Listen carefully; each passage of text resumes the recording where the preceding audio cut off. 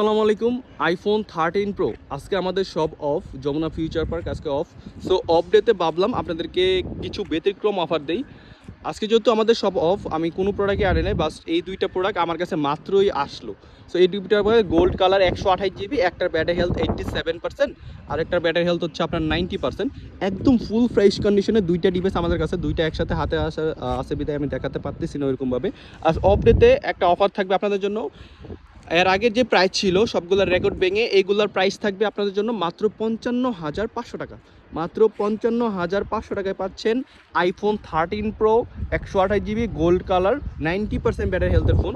So এই ডিভাইসগুলো just শুধু আজকের জন্যই অফার থাকবে।